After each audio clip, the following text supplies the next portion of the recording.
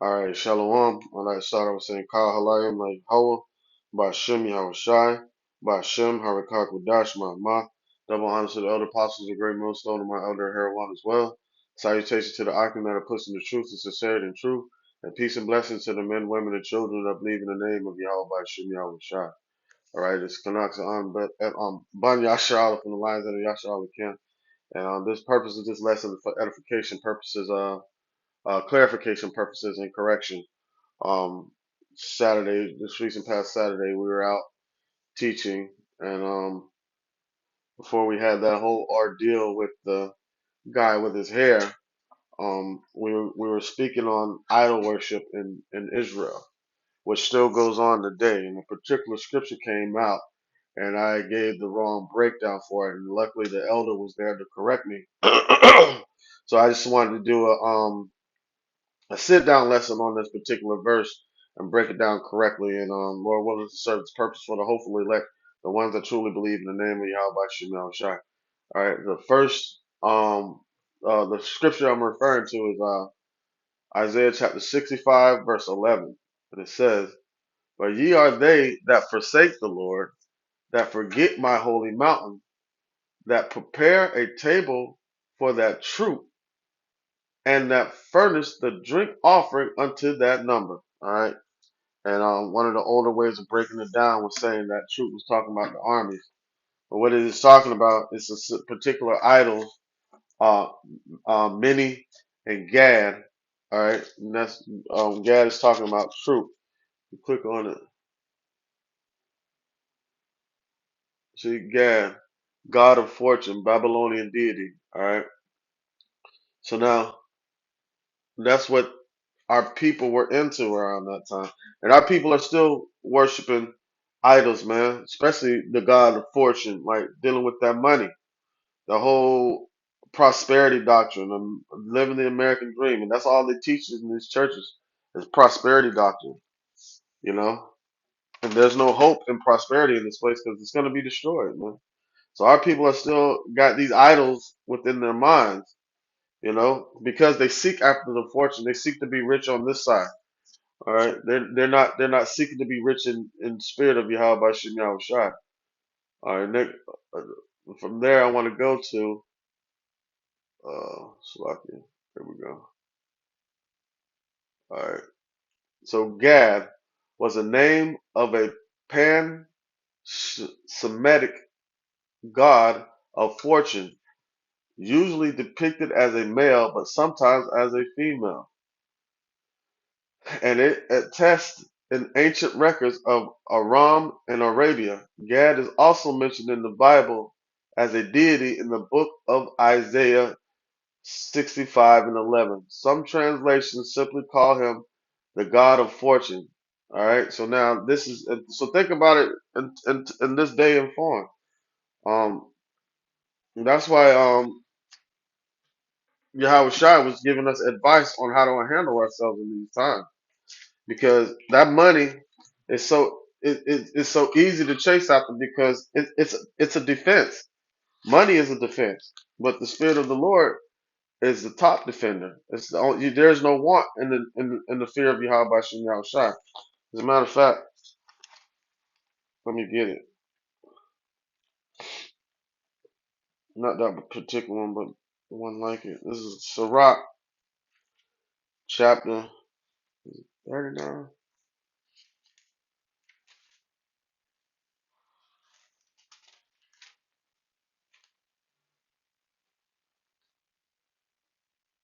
All right, this is Sirach 40 and 26. It said, "Riches and strength lift up the heart." Right, because when you get rich, all right, on this side, you give a sense of power. Because money is a defense. All right, it says, "But the fear of the Lord, the fear of the Lord is above them both. There is no want in the fear of the Lord. It needeth not to seek help." Right, because that's where your fortune comes from, and believing in Yahweh by Shem Shai. All right, so um,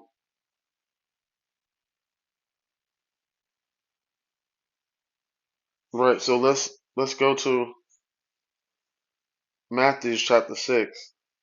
Right now we're dealing with idol worship, man. That's kind of what the topic was for, we were on um over the weekend when we went out to camp until lunatic weirdo long hair don't care guy came up. It's, you know, thought he was going to interrupt what, you know what I'm saying, the Lord's the house of the Lord um by bringing in his folly, which his hair thing is another form of idol worship. Those physical assumed to be tangible things that people worship over and defend. He was defending that long hair as a man lifestyle, but which all goes back to idol worship. So this particular idol was being worshipped by our people. But our people have many idols, man. Many idols, man. That's what it gives reference to in Isaiah 65 and 11. You know, just Jeremiah 6, I mean, Matthew 6 and 24. It says, no man can serve two masters, for either he will hate the one and love the other, or else he will hold on to one and despise the other. You cannot serve Yahweh and Mammon, right? So what happens at that point where you're gonna have to come to a point to where like you're gonna have to put one of those down. Either you're gonna serve the Lord or you're gonna serve money. You know, either you're gonna serve the Lord or you're gonna serve money. So it's gonna become to a point where one is gonna inconvenience the other. If you getting this money causes you to do some defiling things against uh the Lord, you know, a lot of our people choose the money anyway and create their own image of what they would feel like a God would be that like, and that would allow them to continue living in the folly that they want to continue to live in, and that becomes their idol. So that concept of fortune, right, became the idol of our people because our people were seeking for prosperity, not knowing that we would get it from Yahweh Ba'ashem Yahweh Shai. And that's what you see happening into these times. You got people that come into the truth and then they let money pull them out. And the want for riches, not even the want for riches. Like some people panic when like shit bills get behind and shit like that. Some people panic like, oh, I gotta go do this and start moving in haste, you know. And that's that idolatry state of mind, not trusting the Lord, trusting in this money to save you out of whatever calamity that you're in, thinking that money is going to be the key. But no, money is a defense to a certain extent, but the fear of the Lord is above money and strength. So the fear of the Lord is what gives us strength. But our people are still, 2/3 of our people are still stuck into dumb idols, man. All right. And Gad and there's another one called Mindy or Mini, Meni, I think Meni, whatever. That's a goddess of destiny or something like that. So manifest destiny. And our people, that's why, man, that's the juice that Esau got our people drunk on here in America. They feel like if there's a will, there's a way. I can succeed and I can thrive in this system that was set up to, for us to fail. Now you're gonna have some that trickle through. That's what keeps the system going. Because if you wouldn't have none that succeeded, oh, this system would have been down a long time ago. You know.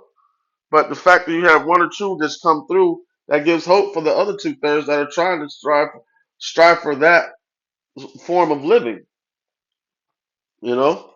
So that the Gad of the fortune and destiny. Let me see, Minnie. Let me see real quick what exactly that deity is.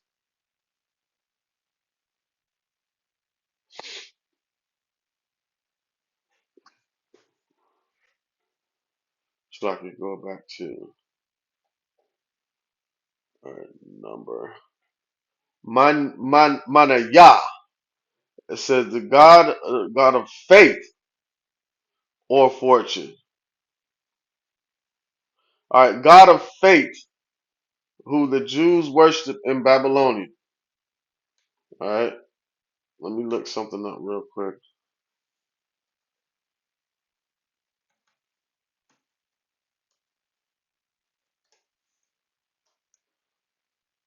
All right.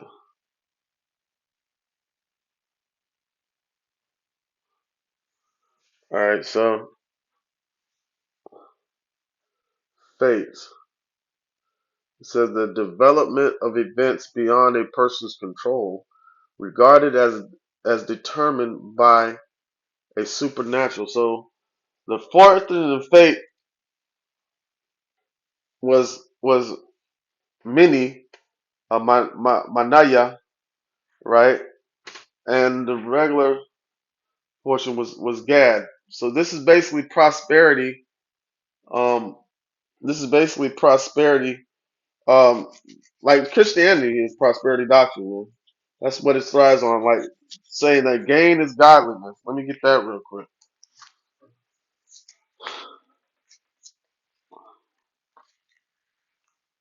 All right, hold on.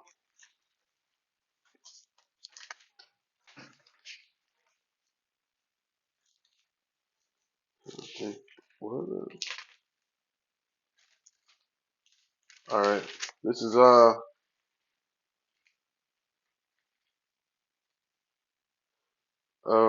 First Timothy chapter 6, verse 1. It says, "Let as many servants as are under the yoke count their own masters worthy of all honors, that the name of Yahweh and his doctrine be not blasphemed." Right. Okay. It says, "And they that have believing masters, let them not despise them because they are brethren, but rather do them service because they are faithful and beloved partakers of the benefits. These things teach and exhort." So we give exhortation and commemoration and rewarding where it's due. We esteem others higher than ourselves, protecting and showing love in the spirit to the body, to the church, to the believers. All right.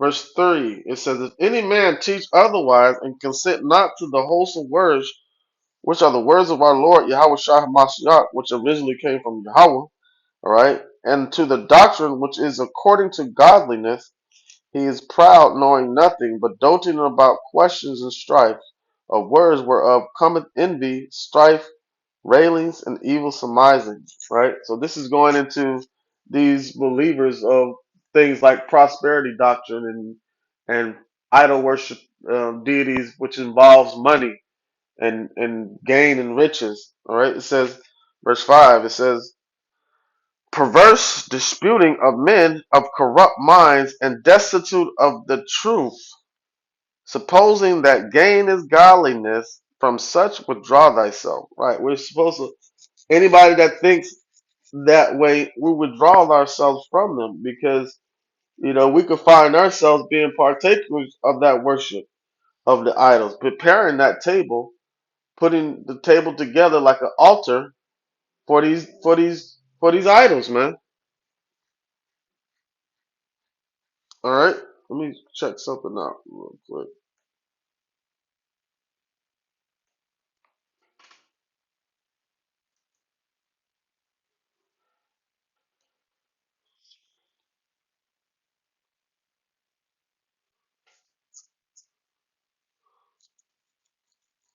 And basically,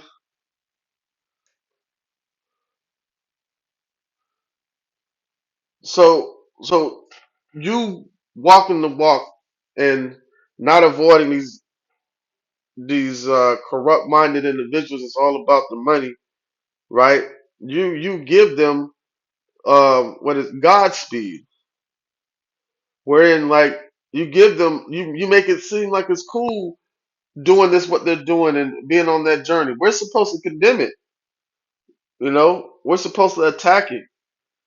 All right, verse 6, it says, "But godliness with contentment is great gain." Right. So just to be a plain person and be content with what what I'm saying, Yahweh Shai gives unto you, right? That's godliness. For we brought nothing into this world, and it is certain we can carry nothing out. Right. The same way we came in with nothing, we're gonna leave this with nothing unless we're delivered. And ultimately, you leave this earth in the truth, you receive your new body, man. It says, verse 8, it says, and having food and raiment, let us be therewith content, right, with the basics. It says, by they that will be rich fall into temptations and a snare, and into many foolish and hurtful lusts, which drown men in destruction and perdition. That's what the money will do to you eventually, man. If you focus running behind that money, that's idol worship, man, and you become preparing the table for these idols, meaning an altar with goods on the table for these idols, like Gad, for fortune and prosperity. What do it profit a man who gain the whole world but lose his soul, man? So you turn your soul over to these dumb idols. Then our people been doing this for years, man. Let me get Ezekiel 6:6. Get a couple more scriptures.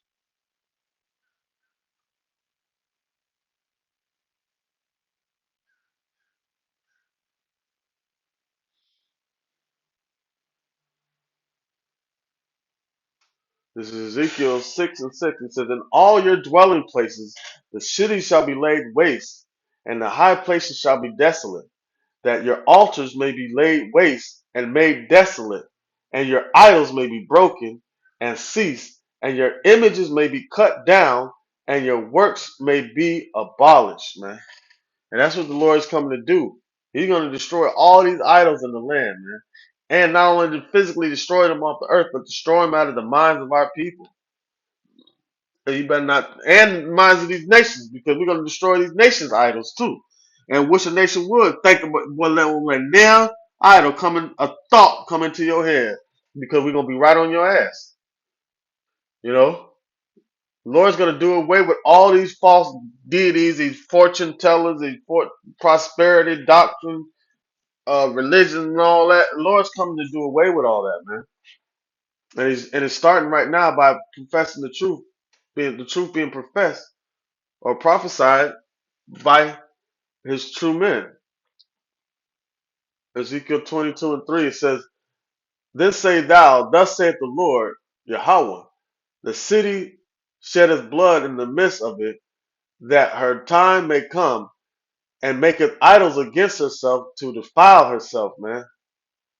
All right, thou art become guilty unto thy blood that thou hast shed, and hast defiled thyself with thine idols, which thou hast made, and thou hast caused thy days to draw near, and art come even unto thy years.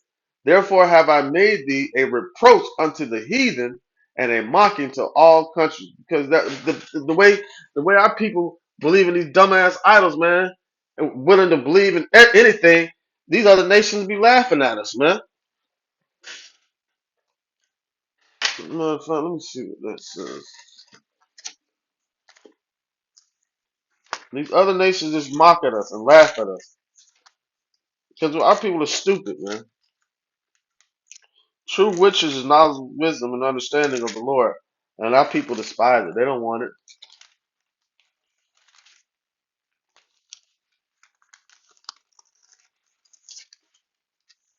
They do not want it. Hold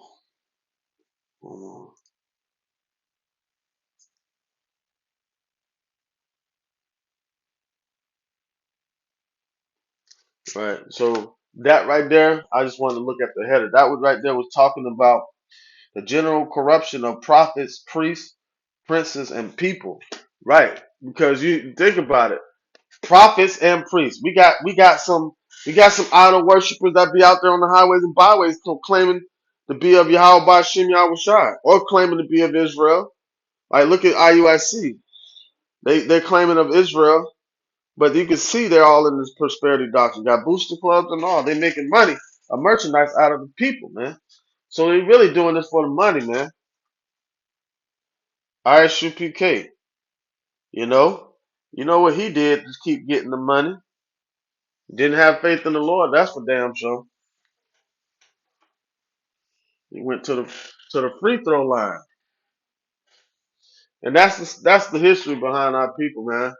You know, even when Paul was on the scene, he was pulling up on cities because of this old idol worship thing.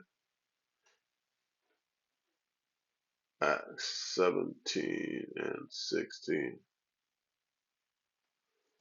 It's Acts 17 and 16. It says, now, while, let me see what city this was at. Okay, Athens. It said, now, while Paul waited for them at Athens, his spirit was stirred in him when he saw the city wholly given to idolatry. Mm. Therefore disputed he in the synagogues with the Jews and with the devout persons, and in the market daily with them, and met with them. All right. And so this was going on back during the time of Paul, man. Paul was like the whole city. I mean, the whole city was given unto idols. So you know our people like to follow whatever these heathens do. For what? Prosperity. As a matter of fact, let me get another example of that. For prosperity. Because our people don't want to suffer. People don't want to be reproved, man. This is First Maccabees chapter 1, verse 11. It says, in those days there went out of Israel wicked men who persuaded many, saying, let us go make a covenant with the heathen that are round about us, for since we departed from them, we have had much sorrows. Right. So they had much sorrows, man. And our people didn't want to go through that. They didn't want to go through the patience and suffering that Yahweh Shem Shai is putting us through for perfection. They want to run to the money, man. They want to run to whatever teaches them how to be prosperous in a place that's going to be destroyed. Man, it's ass backwards. You know, that's the mindset of our people. But the true believers that believe in Yahweh Shema Shai are going to stick worthy with Him and not going to be distracted by the temptation of riches and the want for riches, man. They're going to stay. They're going to cleave unto Yahweh Shema Shai for guidance. All right, and faith and patience all the way to the end. All right, so I just wanted to correct that, man. That prepared truth for that. Let me get it again. Isaiah 65 and 11.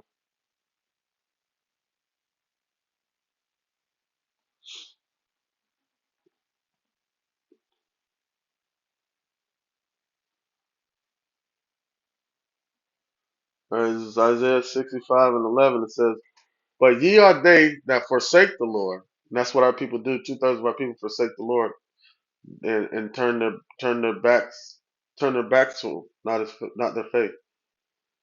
That forget my holy mountain, that prepare a table for that truth, and that furnish the drink offering unto that number. Right. So you're making sacrifices unto idols, man. That's what 2/3 of our people do.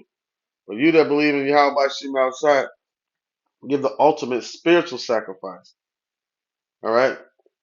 So Lord willing, this lesson was edifying and serve His purpose with that. Like I said, Ka Halayim La Yahweh, Ba'Shem Yahweh Shai, Ba'Shem Harakak Wadash Ma'amah. Double honors to the elder apostles of the great millstone and my elder Herawan as well. Salutations to the Akim that are pushing the truth to sincerity and truth. And peace and blessings to the men, women, and children that believe in the name of Yahweh Shem Shai Shalom.